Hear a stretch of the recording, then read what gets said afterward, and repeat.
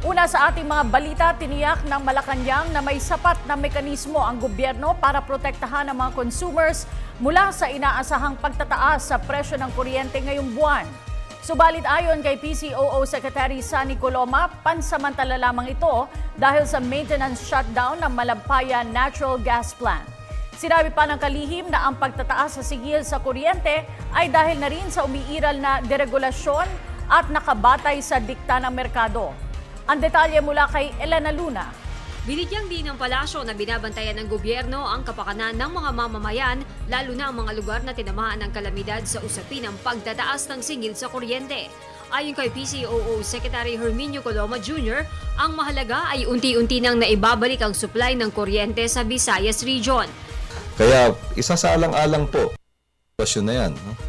Dahil nga malakihan yung naging damage, maaari naman pong pag-aralan kung anong mga hakbang ang pwedeng maisagawa ng pamahalaan para maibsan yung magiging pasanin, no, ng ating mga mamayan o para wag na itong maging dagdag na pasanin pa sa kanila. Kaya pag-aaralan po ng husto ang magiging epekto nitong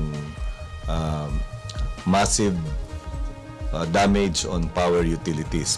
Siniguro din ng palasyo na may sapat na mekanismo para protektahan ang mga consumers sa magiging pagtaas ng singil ng kuryente ng Meralco. Ayon sa palasyo, temporary lamang ito dahil sa isang buwan na maintenance shutdown ng Malampaya Natural Gas Plant. Sa makatuwid po, hindi na tayo dapat maligalig doon sa pagpapalit o pagbabago ng presyo ng singil sa kuryente. Dahil katulad ng presyo ng singil sa mga produktong petrolyo, ito ay market-driven na.